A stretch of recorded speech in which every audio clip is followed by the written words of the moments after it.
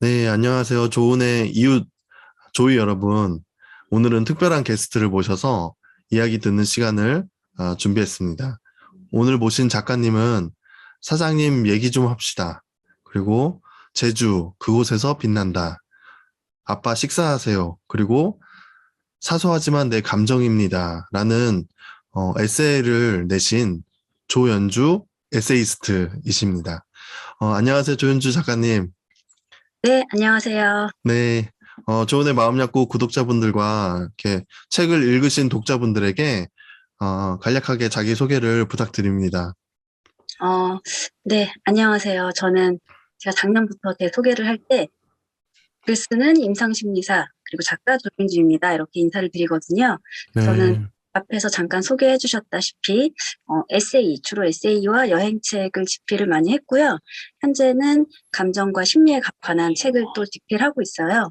그리고 네, 그 정신건강복지센터, 자살예방센터, 이런 공공기관, 그리고 학교, 기업 이런 곳에서 감정일기, 감정관리, 이런 심리 교육을 좀 강의를 하고 있습니다. 그래서 네, 저도 이 유튜브를 구독하고 있었는데 오늘 이렇게 만나뵙게 돼서 반갑습니다.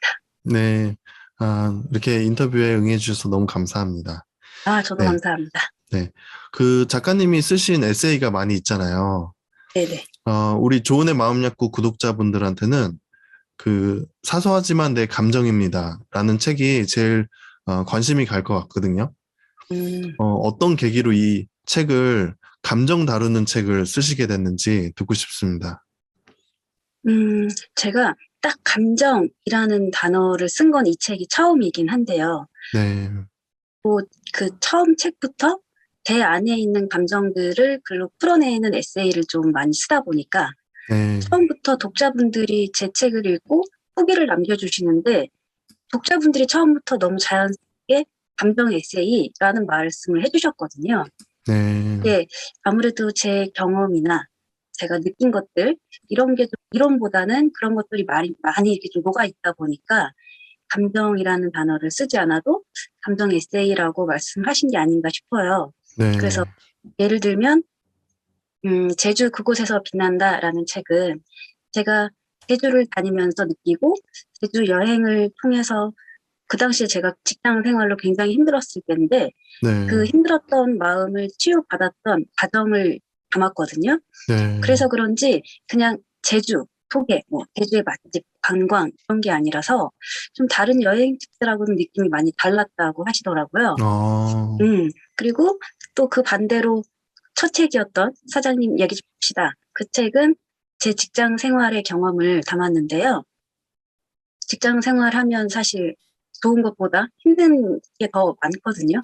저, 그때는 네, 힘들게 취업을 했지만 그 취업의 기쁨을 정말 잡히고 직장에서 겪는 우리가 불합리한 것들도 너무 많고 근데 그런 네, 것들을 제 마음대로 할 수 있는 것들은 없고 이러니까 그 네, 당시는 생각해 보면 제 안에 분노와 화가 가득했던 시절이었거든요. 네, 그래서 그런 것들을 막 글로 이렇게 쓰다 보니 그래서 공감이 되셨는지 이 작가의 글은 그냥 뭐 자기계발서나 이런 실용서보다는 에세이인데 느낌이 그냥 에세이가 아니라 저 한 인간의 감정이 다 그걸 막 풀어내는 그런 감정 네, 에세이 같다.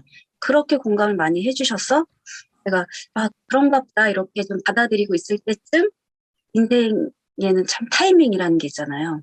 네, 그때 딱 한 출판사의 대표님께서 이왕 이렇게 된 거 감정이라는 그 감정에 관한 책을 한 권쯤 써야 되지 않겠어요? 라고 제안을 해주셔서 네, 그렇게 시기가 맞았어요. 네, 그래서 네, 출간을 하게 됐습니다. 음, 그, 잠깐 말씀하셨지만 그 사장님 얘기 좀 합시다. 이 책이 제목 자체가 조금 파격적인 것 같아요. 네, 우리가 쉽게 사장님한테 얘기 좀 합시다. 이렇게 말 못 하잖아요. 근데 그러니까요. 그런 말 못하는 것을 이제 책으로 좀 표현을 하신 건가요? 네, 그렇죠. 그게 정말 그 오랜 시간 동안 쌓여있던 것들을 정말 싸우자는 식으로 얘기 좀 합시다가 아니라 정말 우리 직원들하고 소통 좀 하자는 얘기예요. 아, 우리하고 얘기 좀 해서 더 좋은 방향으로 이끌어 갈 수도 있는데 왜 우리 말은 이렇게 들어주지 않으세요. 우리랑 얘기 좀 네, 합시다, 제발. 그런 네, 의미였는데, 아까 말씀드렸다시피 제가 막 억울하게 퇴사를 당하기도 했고, 어, 분노가 막 가득할 때라서, 그땐 진짜 제가 지금도 늘 그렇게 표현을 하는데, 그땐 정말 분노의 글쓰기였어요. 그 제 어, 안에 있는 것들을 어떻게든 풀어내지 않으면 제가 죽을 것 같으니까, 그렇게 네, 풀어냈는데, 이게 처음에는 독립출판으로 그냥 가볍게 내려고 했던 것이 네, 굉장히 운 좋게 좋은 출판사를 만나서 정식으로 이렇게 출판이 되면서 직장 생활로 좀 힘들었던 분들께는 공감이 많이 됐다고 하시더라고요. 네. 그, 우리, 구독자분들, 조울러라고 하거든요, 저희는. 네, 저울러. 예. 조울러 분들도 사실 이 감정이 막 요동치는 그런 감정들이 많은데, 글쓰기를 통해서 이렇게 건강하게 그거를 표출하는 거가 좀 좋을 것 같아요. 음, 좋죠. 네. 그, 어, 사소하지만 내 감정입니다. 이 책이 보니까 제일 마지막에 누군가에겐 사소하지만 나에겐 소중한 감정이니까 라고 음, 이렇게 쓰셨더라고요. 네네. 네. 이게, 그래서 이 글을 좀 줄여서 사소하지만 내 감정입니다라고 제목을 지신 것 같은데 맞나요? 네네, 맞아요. 어, 그거는 제목을 딱 정해놓고 쓰진 않았는데, 막 쓰다가 갑자기 정말 어느 순간 손이 그냥 타이핑해서 막 쓰다가 거기서 딱 멈췄는데, 아, 이거다 싶은 느낌이 들어서 제목도 제가 네, 정했거든요. 네, 네, 그래서 딱 한순간에 정해진 제목이에요. 네. 그, 어, 제 생각에는, 저를 비롯해서 다른 조울러 분들이 자신의 감정을 표현하는데 좀 서툴고, 특히 부정적인 감정을 어떻게 해소하는가? 이런 거에 약한 것 같거든요. 이럴 때는 어떻게 하는 게 좋은지 좀 작가님께서 말씀해 주시면 감사하겠습니다. 음, 우리 한국인들의 특징 중 하나가 빨리빨리 그런 거 네, 있잖아요. 네, 그러니까 이 해소하는 거에도 사실 단계가 있고 시간이 좀 필요하고 여러 가지 경험이 좀 필요하고 그런데 이거를 빨리 해소해야 된다. 이제 이거에 좀 사로잡혀 있는 것 같아요. 네, 근데 우리가 한번 생각을 해보면 감정이라는 단어를 떠올렸을 때 긍정적인 단어나 그렇게 행복한 느낌보다는 부정적인 감정 단어를 더 많이 떠올리시거든요. 근데 네, 사실 네, 감정 단어에는 긍정적이고 행복한 그런 깊은 단어보다 부정적인 단어가 훨씬 더 많다는 연구 결과도 있고 사실이 네, 그래요. 네, 저도 사실 감정하면 우선은 떠오르는 게 우울이나 분노 이런 게 먼저 떠오르기 때문에 부정적인 감정을 우리가 피할 수는 없는데 이런 걸 한번 생각해 볼 수 있을 것 같아요. 우리가 기쁘고 즐겁고 행복할 때 그때는 내가 지금 왜 즐겁지? 내가 왜 행복하지? 내가 왜 이 감정을 느끼지? 막 이러면서 굳이 그거를 막 알려고 하진 않거든요. 네, 네, 왜냐하면 일단 지금 만족하니까. 네, 내가 편안하니까. 네, 지금 행복하고 좋은데 굳이 그걸 알려고 막 분석하려고 하거나 파고들진 않아요. 네, 근데 반대로 내가 힘들고 불편하고 우울하고 마음이 아프고 이럴 때는 왜 이러지? 왜 나는 우울하지? 나만 음, 이런가? 다른 사람들은 안 그러는 것 같은데? 이러면서 막 이렇게 다양한 생각이 들잖아요. 네, 그렇게 자꾸 알려고 하면서 파고들어요. 그렇게 우리가 특정적인 부정적인 감정에 이렇게 억도적으로 동경당하는 느낌이 들 때가 많고, 그거를 한 번에 딱 해소하지 못하면 무슨 패배자처럼 난 이거를 음, 왜 이렇게 해소하지 못하지? 이렇게 생각을 하시는데, 사실은 우리가 스스로 그 감정을 붙잡고 계속 곱씹으면서 재생산하고 있을 수도 있거든요. 네, 그래서 특히나 우리 남성분들은 뭐 술로 푸시는 분들도 많다고 하시고, 네, 여성분들은 친구들 만나서 수다 많이 떠시잖아요. 그쵸, 네, 근데 그런 말씀들 많이 하세요.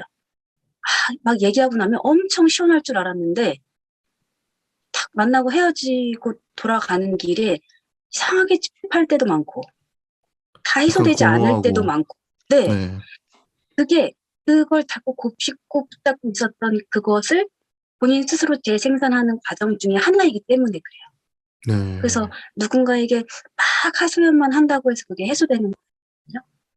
제 생각에는 제가 이 책을 내고 정말 많은 독자분들의 서평, 후기, 리뷰 이런 것들을 다 읽었는데 가장 기억에 남는 단 한 문장이 있었어요. 어떤 남성 독자분께서 그런 말씀을 쓰셨더라고요. 지금 당신의 감정은 존중받고 있습니까? 이게 제목이었어요. 그 리뷰의 네. 제목이었는데 너무 신선해서 제가 그걸 딱 읽어봤더니 저랑 같은 생각이었는데 그분이 뭐라고 하셨냐면 이 감정에는 인간이 존중과 허용이 필요한 것 같다. 네. 우리가 감정은 본질적으로 우리 그 일기체의 항상성을 유지하고 이게 생존하고 관련되어 있다. 이런 연구 결과가 많은데 그러니까 나라는 개체가 좀 사회적으로 인정과 사랑을 받고 생리적으로 좀 안정적인 상태일 때는 유쾌하고 반대일 경우 불편하고 불쾌하고 근데 그 신호를 나를 유지하고 번영시키는데 도움되는 선택들을 내가 할 수 있는 거죠. 그 감정 자체는 잘못된 것이 아닌데 그 불편한 기분이 막 올라올 때 누군가를 붙잡고 하소연하기 전에 내 감정을 내가 좀 허용하고 존중해주고 나를 가장 잘 아는 나 자신과 좀 더 깊은 수다 시간을 가져보는 게 좋을 것 같다. 그런 네. 리뷰의 내용이었거든요. 네. 제가 굉장히 공감 많이 했어요. 그 내용에.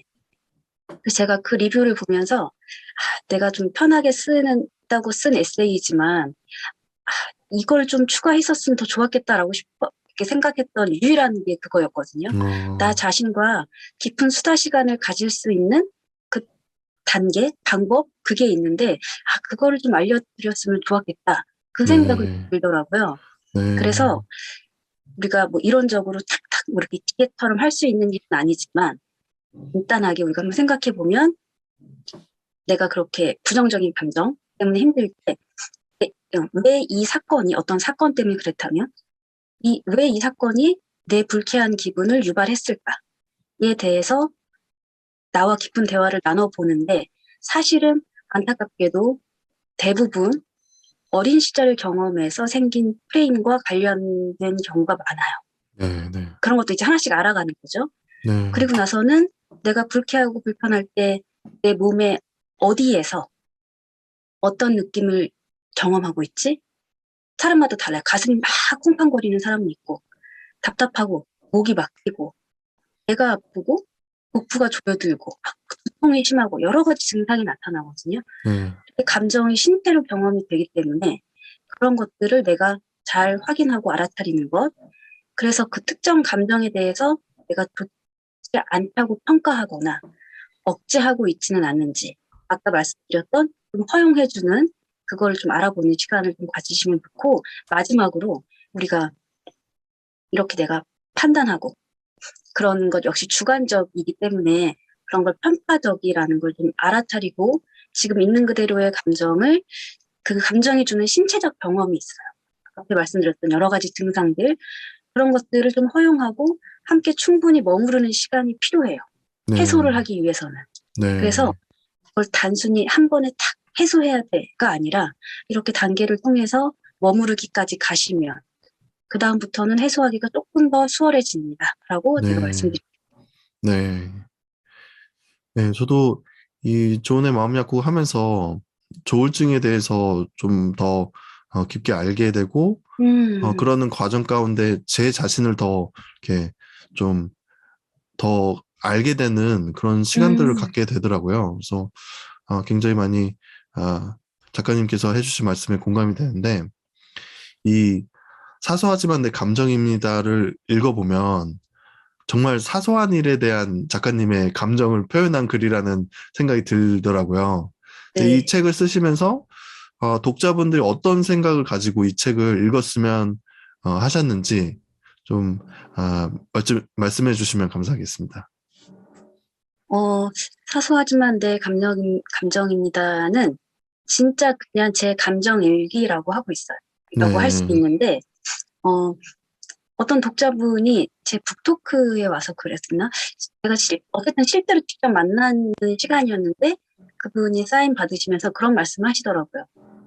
남의 일기장을 훔쳐보는 것 같아서 순식간에 아, 다 읽었어요. 이러시더라고요. 네. 재밌는 표현이네요. 네네.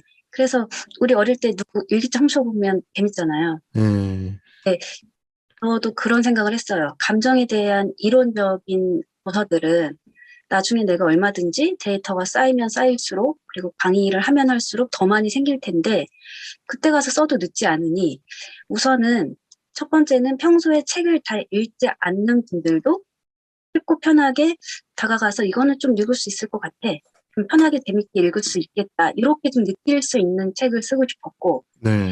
이게 그러려면 어쨌든 우리가 살아가는 평범한 일상 이야기를 나누는 게 좋겠다는 생각을 했어요. 그렇게 네. 하면 조금 더 가깝어지니까.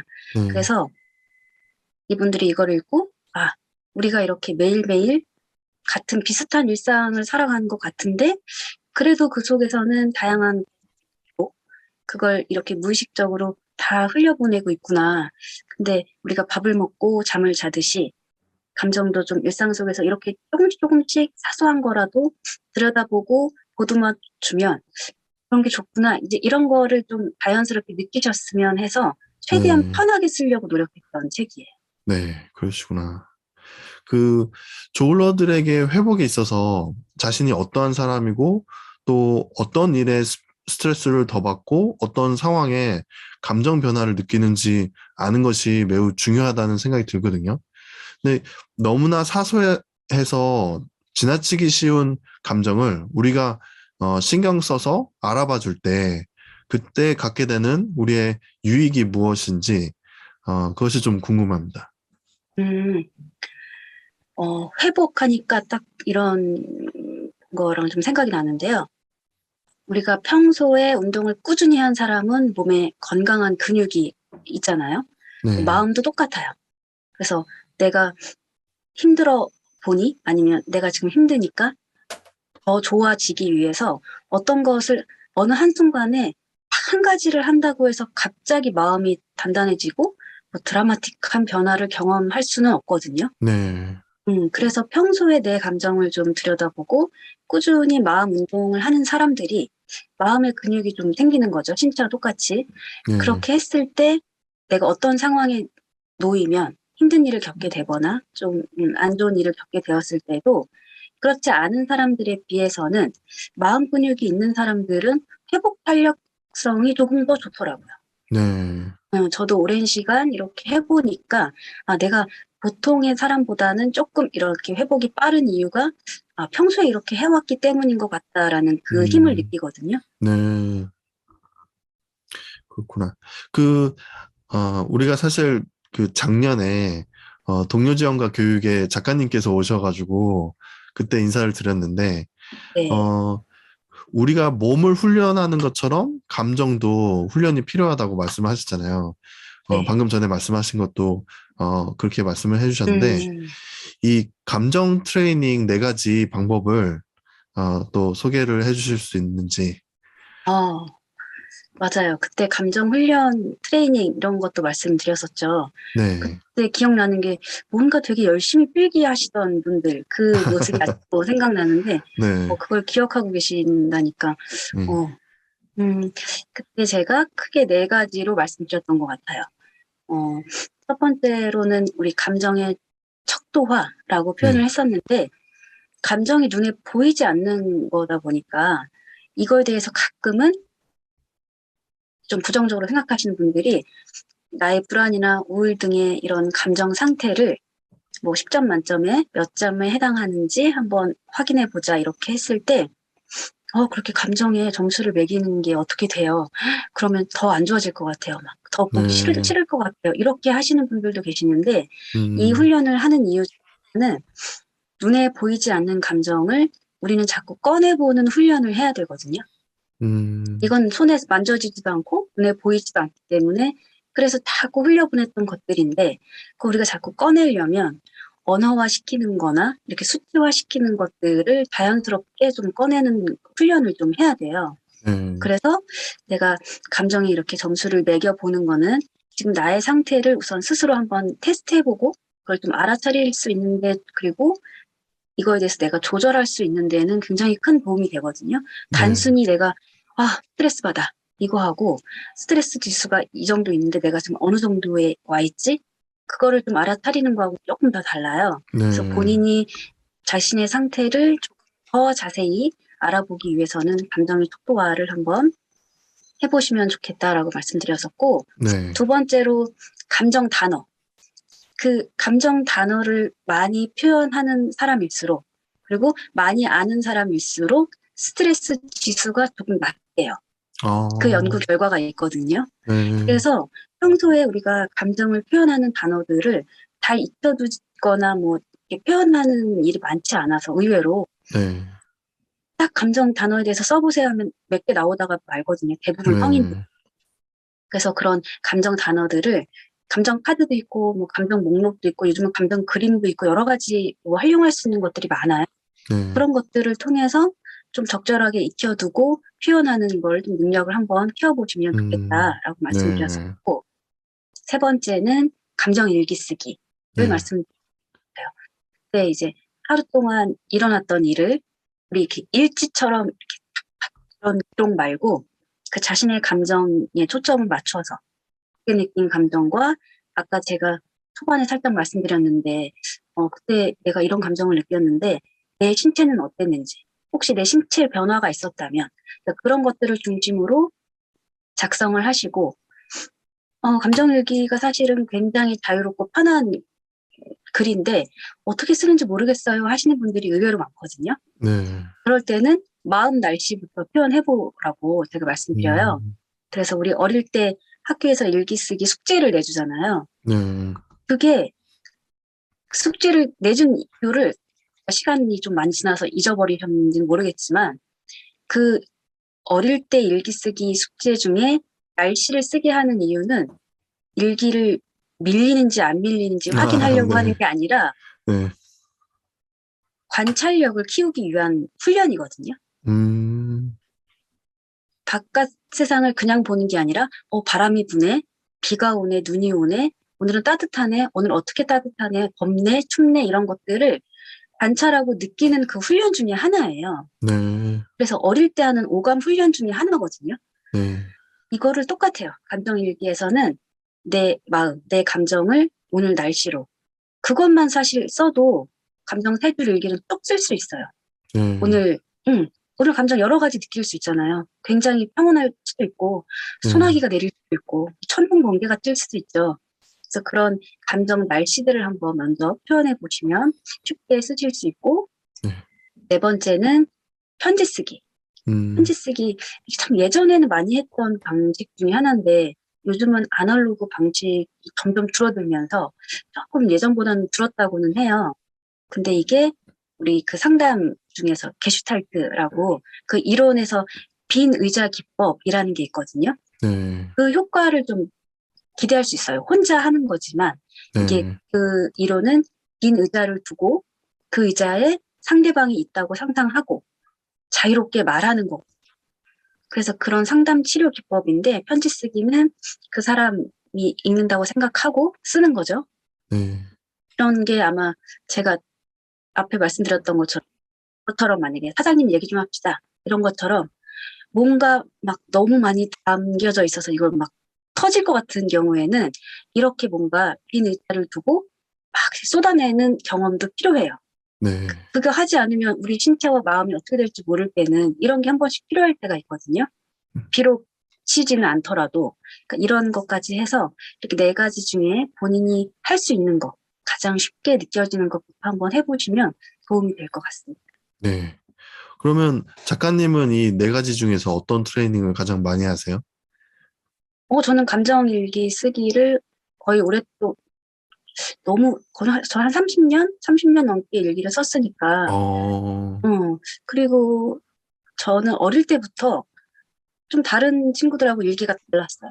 그냥 오늘은 뭐 어, 누구랑 뭐 뭘 하고 놀았다, 뭐 즐거운 하루였다, 뭐 이런 식의 일기가 아니라 저는 네. 그때도 그렇게 소심하고 내성적이어서 그랬는지 그렇게 제 감정에 대해서 그렇게 썼어요. 어, 그러면 선생님이 거기에 빨간 펜으로 이렇게 써주시는 것들이 있었는데 나중에는 그게 선생님하고의 소통이 되면서 그때 그 선생님의 역할이 굉장히 컸던 것 같아요. 네. 그래서 저는 감정일기라는 거를 지금은 그래도 보통 사람들이 알지만 감정일기라는 말이 없었던 시절부터 되게 혼자 오랫동안 써왔기 때문에 음, 감정일기를 가장 오랫동안 했고 가장 열심히 하는 트레이닝 중에 하나인 것 같아요. 네.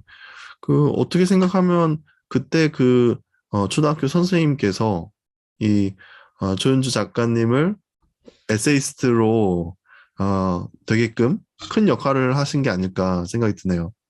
맞아요. 저는 네. 어딜 가서든 항상 일기 쓰기 이렇게 말씀드릴 때, 어떻게 그렇게 일기를 꾸준히 써요? 라고 말씀하시는데, 그 초등학교 때 그 1학년 때부터 그 선생님의 역할이 굉장히 컸다고 늘 말씀드리거든요. 네. 그래서, 그래서 선생님들, 특히 교사 연수 이런 데 가서 말씀드릴 때는 네. 선생님들의 역할이 중요합니다. 뭐 이렇게 말씀드려요. 네. 네. 진짜 그때 그 선생님이 지금의 저를 만들어준 굉장히 음, 큰 역할을 하신 분 중에 한 분이시죠. 네. 그, 요즘 삶이 정신 건강하기 힘든, 그런 삶인 것 같은데, 그래서 더 정신 건강에, 많은 분들이 관심을 갖게 되는 것 같아요. 그 작가님께서는 정신 건강을 위해서 특별히, 노력하시는 게 있으신가요? 노력 많이 하죠. 그 정신 건강은 사실 항상 저도 염두에 두고 신경 쓰고 있는 부분이고, 정신이 건강하지 못하면 마음이 아파오는 것도 또 빠르고, 그럼 결국엔 뭘 하더라도 제가 원하는 성과가 나오진 않더라고요. 네. 그래서 왜 자기 개발만 열심히 하는 사람들, 그러다 번아웃 오는 사람들, 뭐 이런 사람들을 보면 뭔가 놓치고 있다는 생각이 들어서 좀 안타까워요. 그래서 그렇게 마음을 취하고 앞만 보고 막 달리다 보면 번아웃 오는 분들도 많고 그래서 저는 하루 일과 속에서 아무리 바빠도 산책이나 휴식을 일정에 꼭 넣거든요. 네. 그래서 시간이 없어도 단 30분이라도 네. 바깥 바람도 좀 쐬고 걷고 그리고 들어와서 잠시라도 아무것도 하지 않고 잠깐이라도 쉬는 시간을 꼭 가져요. 그리고 음, 저도 좀 부정적인 감정을 워낙에 많이 느꼈던 사람이라서 제 안에 뭔가 너무 부정적이고 힘든 마음으로 막 가득할 때는 막 견딜 수 없을 때가 있어요. 그럴 네. 때는 막 폭포수처럼 막 글로 막 쏟아낼 때가 있어요. 네. 그래서 그게 비워야 하는 순간도 분명히 있어서 그게 아직 해결되지 않은 감정들을 계속 덮어두고 회피하기만 하면 나중에 그게 더 크게 우리를 아프게 할 수도 있으니까 그래서 비우고 쏟아내고 보듬어주고 휴식하고 이런 시간을 가지려고 저도 노력을 많이 하는 편이에요. 네. 그러시구나. 이렇게 그 삶의 루틴으로, 어, 산책하고 또, 쉬는 시간을 갖고 이걸 꼭 하시는군요. 네네. 네. 그, 우리 구독자분들 중에, 이미 이렇게 조울증, 그런 경험을 책으로 내신 분들도 계시고, 음, 또 조증일 때 이렇게 많은 아이디어가 떠오르고, 그런 영감들이 이렇게, 생기거든요. 그런 네. 것을 뭐 시로나 아니면 다른, 예술 활동으로 이렇게 성과를 내시는 분들 계신데, 또 그런 책을, 조윤지 작가님의 그런 에세이들처럼 그런 책을 내고 싶은, 구독자분들 분명 계실 거예요. 그분들에게 혹시, 어, 좋은, 어, 팁이나 아니면 조언 해주실 게 있으시다면, 네.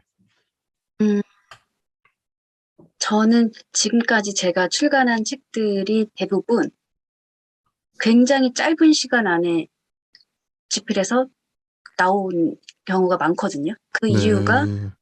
대부분 제 일기장 속의 이야기들이라서 네.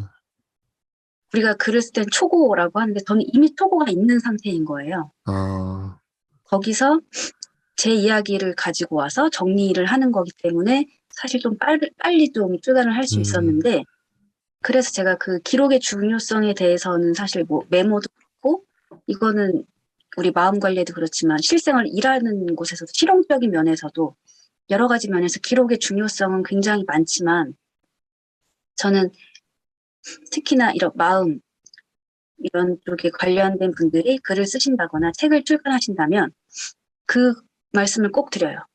단순한 기록이 아니라 내 감정을 같이 그때 현재의 감정을 함께 남겨두면 더욱 생생한 기록이 되거든요. 네. 그거는 그 생생함은 독자들에게 그대로 전달되는 것 같아요. 네.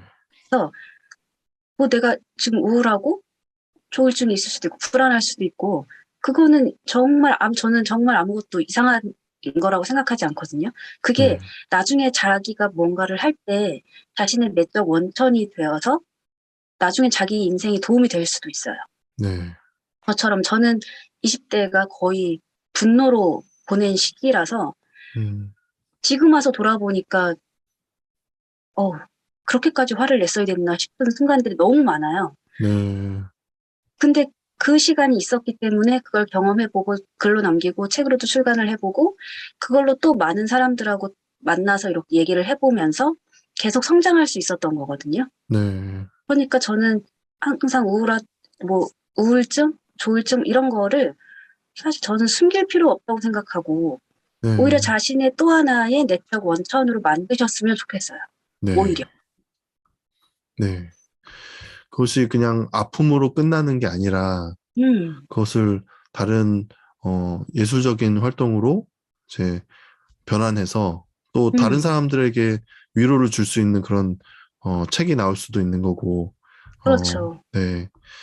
그 음, 조윤주 작가님의 그 에세이스트 이 삶이 조금 궁금해요. 그러니까 어, 이 일기를 쓰는 시간을 항상 정해 두세요. 시간이 딱 정해져 있진 않지만 그 루틴은 어느 정도 정해져 있는 게, 사람들이 그런 질문을 많이 해요. 북토크에 와서도 일기를 언제 써야 돼요? 뭐 이러는데, 그 미라클 모닝이라고 새벽에 쓰시는 분들이 계세요. 네. 그게 본인에게 맞으면 이제 그렇게 쓰시는 거고, 중간에 뭐 주부님들 같은 경우에는 아이들 학교 다 가고 오전 시간에 딱 그때밖에 나만의 시간이 없어서 그때 쓴다 이렇게 하시는 분들도 계시는데 네. 저처럼 어느 정도 루틴이 딱 짜여져 있는 사람은 저는 어릴 때부터 그렇게 정해져 있어서 그런지 새벽형 인간이고 아침, 점심, 저녁이 굉장히 정확히 뚜렷하게 나누어져 있는 사람이고 네. 그래서 딱 그렇게 산책하고 샤워하고 휴식하면서 저녁 시간에 모든 일정이 끝나면 항상 마지막 일정은 일기 쓰기거든요. 그래서 일기를 쓰고 정리하고 잠자리에 드는 게 제 마지막 하루 일정이에요. 네. 저는 그게 굉장히 오랜 시간 되어 있다 보니까 이거는 장소가 바뀌어도 제가 가기 때문에 뭐 가끔 지방에 가서 이렇게 호텔에 있다거나 어디에 가더라도 그건 똑같아요. 네. 근데 그렇죠. 작가님은 처음 책을 쓰셨을 때 그 앞으로 이런 책을 쓰시는 작가로서의 삶을 예상을 하셨어요? 아니면 그런 걸 원하셨는지? 전혀요. 전혀 어, 예상하지 못했고 그런 걸 제 인생에서 그렇게 원했다? 이걸 하겠다라는 생각을 해본 적이 없어요. 저는 음, 지금에 와서 요즘에 가장 많이 드는 생각 중에 하나가 살면서 내가 계획하고 뭔가를 이루기 위해서 열심히 막 하잖아요. 네. 근데 그래도 안 되는 것들이 많잖아요. 네. 근데 전혀 생각하지도 못했던 길로 들어섰는데 이렇게 일이 연결돼서 지금까지 이렇게 왔다는 게 이런 게 운명이라고 하는 건가? 라는 생각을 요즘 네. 많이 하거든요. 네. 한 번도 그런 생각을 한 적이 없었고 그냥 그 당시에는 내가 억울하게 퇴사당한 그 이야기를 세상에 어떻게든 막 소리치고 싶었는데 네. 그냥 일개 직장인 한 명이 퇴사당한 걸 누가 들어주겠어요. 네. 그래서 방법을 찾다가 요즘에 이런 게 있네? 독립출판에서 이런 것도 마음대로 할 수 있네? 라고 해서 네. 했던 게 감사하게도 어떤 출판사 대표님, 좋은 대표님을 만나서 이렇게 출간이 되고 그리고 한 달 만에 또 계약이 되고 계속 연결이 됐거든요. 네. 그래서 작가로 글 쓰는 사람으로 살 거라는 생각도 전혀 못했고, 음, 더 강의할 거라고는 더구나 생각을 못했어요. 음, 그래서 지금의 제 인생은 제가 예상했던 거하고는 전혀 다른 어, 모습이에요. 네. 그렇지만, 어, 꾸준히 일기를 쓰신 거가 좀 준비된 과정이라고 생각이 들거든요. 그랬나 봐요. 그게 네, 결국에는 그 제가 아까 말씀드렸던 게 그 어떻게 나중에 자신의 내적 원천이 돼서 본인의 성장에 도움이 될지 모른다고 했잖아요. 네, 저처럼 이렇게 진짜 본인의 성장에 도움이 되고 또 다른 사람들에게 도움이 되는 이런 것들을 평소에 어쨌든 제가 꾸준히 평생 했던 거는 거의 유일하게 일기 쓰기니까 네, 그게 저를 지금 이렇게 만들어준 것 같아요. 네, 알겠습니다. 이렇게 오늘 이렇게 우리의 솔직한 마음을 만나도록 도움을 주는 책, 사소하지만 내 감정입니다.를 쓰신 조윤주 작가님과 대화 나누는 시간을 가졌는데, 끝으로 자신이 원하지 않는 이런 감정 변화로 힘든 시간을 통과하는 분들에게 응원의 메시지 좀 부탁드릴게요. 어, 지금 제 주변에도 자신의 감정을 잘 모르겠다고 하고 원하지 않는 그런 감정의 변화 이런 것들로 좀 힘든 시간을 보내는 분들이 많이 계세요. 제가 만나는 분들도 그런 분들이 많으시고 그래서 지켜보면 많이 안타깝기도 하지만 어, 제가 늘 이제 처음으로 부탁드리고 싶은 거는 혼자 동굴 속으로 들어가지 마시란. 음, 음, 그게 가장 안타깝거든요. 내 주변에 내 손을 잡아줄 사람이 단 한 명이라도 있을 수 있어요. 네, 그리고 우리 사회에서 요즘에 그런 사회 기관들도 좀 많이 만들어 놓으셨고, 그 안에서 굉장히 좋은 프로그램이나 교육도 많이 하고 계시기 때문에 네, 내가 동굴 속으로 들어가지 않고 조금 더 나와서 좀 안전하다 느끼는 사람이나 그런 공간을 좀 만나면 그리고 조금씩 내가 마음을 꺼내놓는 시간도 종종 가지시고 네, 그렇게 좀 본인의 조금 좀 노력과 주변의 도움, 그게 굉장히 중요한 것 같아요. 네, 그래서 우리 누구나 다 그렇잖아요. 다양한 감정을 느끼고 기뻐하고 힘들어하고 여러 가지 상황에 놓일 수 있는 건 다 똑같아요.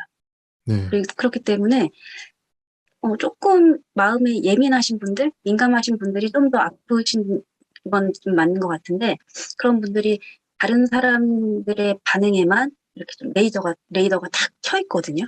근데 네, 이제는 그러지 마시고 그 레이더를 내 마음으로 좀 돌려서 방향을 조금 돌려 네, 마음의 레이더를 켜서 나의 컨디션 그리고 오늘 나의 감정 내가 원하는 것들이 어떤 건지 나의 욕구들 이런 거를 조금 알아차려 주시고 바라봐 주시면서 조금씩 여러분들이 본래 가지고 있는 힘이 분명히 있어요. 그 네, 내면의 힘을 조금씩 만나셔서 건강하게 지내셨으면 좋겠습니다. 네. 오늘 너무 좋은 말씀 많이 해주셔서 감사합니다. 이렇게 저희가 그 줌을 통해서 작가님 모시고 인터뷰하는 거가 처음인데 어, 이렇게 말씀을 이렇게 잘하시는 그런 작가님 이렇게 모실 수 있어서 너무 감사하고 네 사랑하는 사람이 정신질 않을 때 도움이 되는 방송 조은의 마음 약국이었습니다. 저는 여러분의 동료 지원 크리에이터 조우였습니다. 또 조현주 작가님 감사합니다. 네, 감사합니다.